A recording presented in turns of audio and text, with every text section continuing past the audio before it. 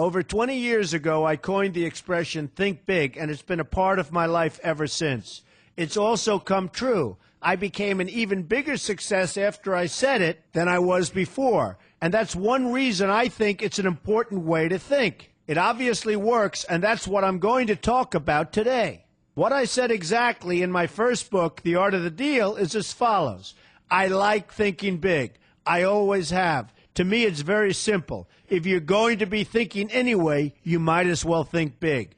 That book was a bestseller, and it's considered a business classic at this point. But I never thought those words would become bestsellers in their own right. It's an interesting point that I'm famous for two very short statements. Think big and you're fired. But let's stick to the first one for today. And I'd suggest strongly that you pay attention so that you won't have to hear the second one. Thinking big starts with the details and grows from there. Because I'm a builder, I'm very aware of the importance of having a good foundation. You can't take chances in construction. You can't be haphazard and say, well, maybe this will work, maybe it won't, so let's try it and find out. Because a lot of people will be at risk. I have to know if something will work or not. Every inch has to be accounted for. In other words, thinking big starts with being thorough. So number one, be thorough. Don't count on happenstance to get you anywhere because it won't.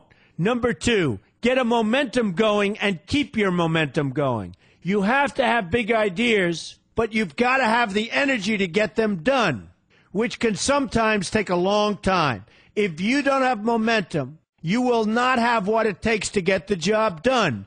Patience alone isn't enough. I have a lawyer friend who used to refer to me as the reverse tornado who builds everything in his path. I always like that because it implies a lot of energy and a lot of momentum. And that's exactly what it takes to get anything done. So keep your momentum going.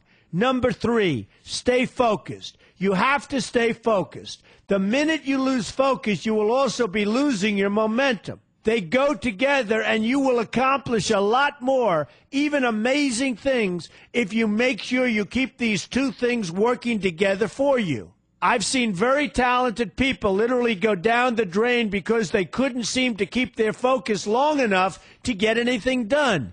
In this day of multitasking, that can be a real challenge, but it's absolutely necessary.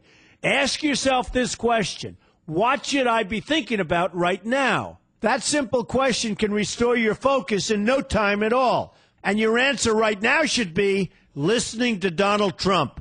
Number four, look at the solution, not the problem.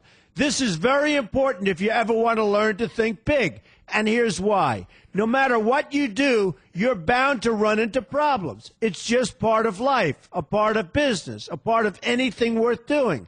If you let the problems get in your way, they'll become bigger than your idea was to begin with, and you will be a wipeout. No matter how bad things look, keep your focus on the solution, and you will be surprised how things can work out, and work out properly. One way I do this is to ask myself when confronting a possible problem, is this a blip or is this a catastrophe? A catastrophe is something like an earthquake, a tsunami, a war, and so forth, and a blip is everything else. Right away, you'll have the right perspective, and your equilibrium will be restored. So keep your focus on the solution. Number five, see opportunity for what it is, an opportunity. For example, why are you listening to me today? Curiosity? You like me? You don't like me? You want to learn? You have nothing else to do? You want to hear me tell you you're fired? I hope not, but whatever your reasons might be, they've brought you to a good place to get involved and to learn,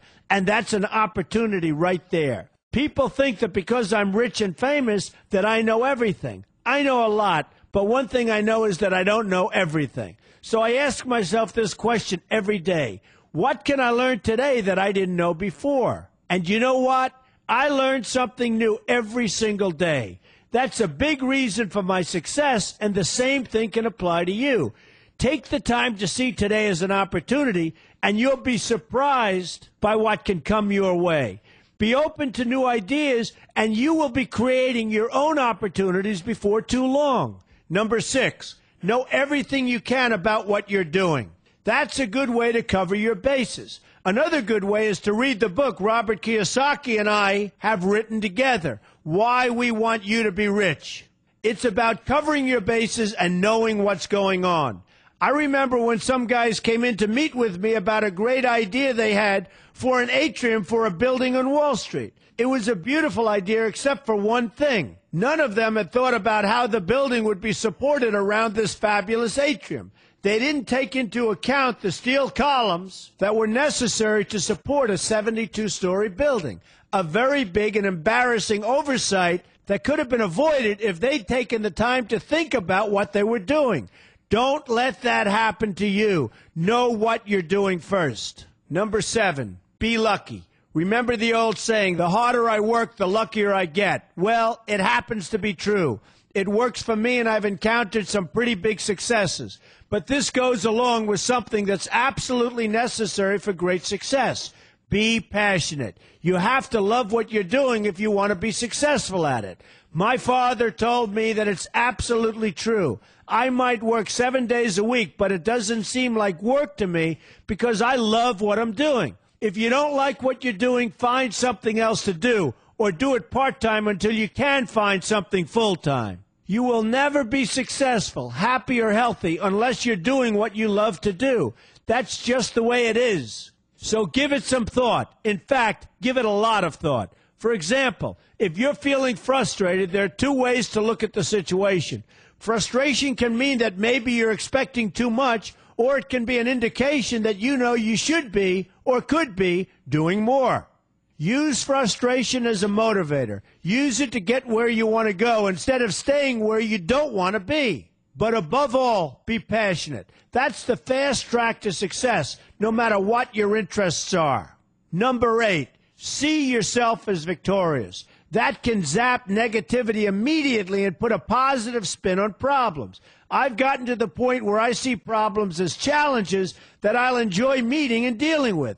My point here is that no matter what you do, you will encounter problems. Why not see them as challenges instead and know that you are more capable of dealing with them? That's positive thinking with a realistic slant. When I go into negotiations, I keep an open mind to what may happen.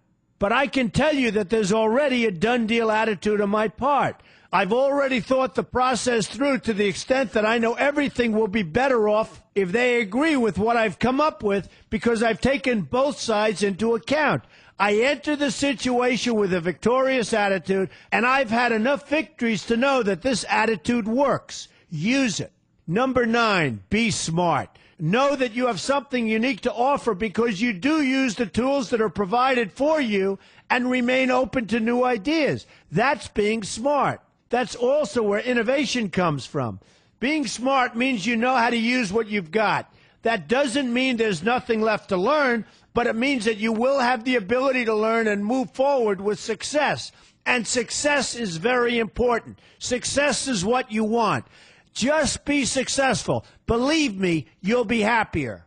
I know people who have had very few real advantages in life, and yet they've managed to become giant successes. They figured out how to use what they had, not to dwell on what they didn't have. I'm convinced that everyone has something useful to offer, and if you apply yourself diligently, you'll find that you have what it takes to succeed, and you're going to be a lot happier for it.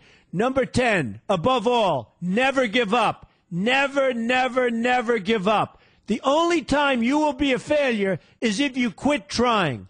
Only losers quit. The biggest losers in the world are quitters. Winners keep on going. So whatever you do, never give up.